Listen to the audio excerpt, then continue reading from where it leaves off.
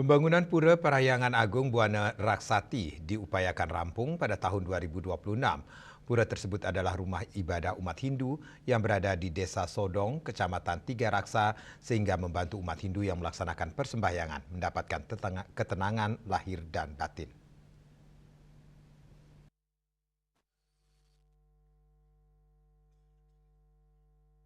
Ketua Parisade Hindu Dharma Kabupaten Tangerang, Iwayan Karyana, mengatakan pembangunan Pura Parahyangan Agung Buana Raksati diupayakan rampung di tahun 2026. Pura tersebut adalah rumah ibadah umat Hindu yang berada di Desa Sodong, Kecamatan Tiga Raksa. Beberapa pekerjaan yang masih dikerjakan ialah bangunan balegong, penyengker, candi bentar, dan bali kulkul.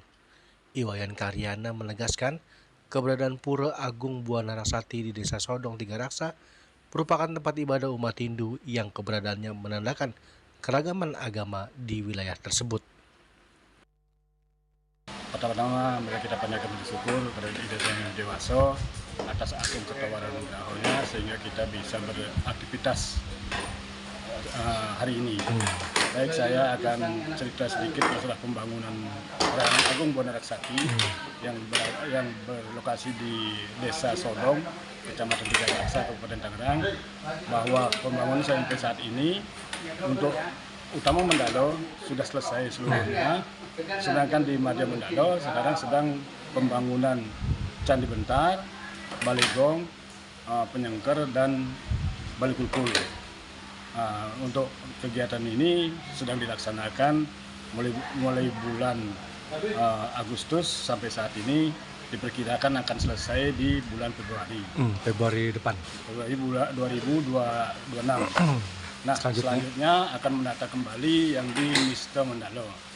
Untuk persiapan nanti kami dari Banjar Tiga Raksa akan melaksanakan upacara besar yaitu Undang Linggih di bulan Desember, tepatnya di Punamaning Kepitu tanggal 23 Desember 2026 yang bertepatan dengan Purnama. Nah, itulah kami akan melaksanakan upacara Undang Linggih. Itu kira-kira pembangunan sampai saat ini. Semoga kita semua diberikan kesehatan, panjang umur, dan selalu bahagia, rahayu.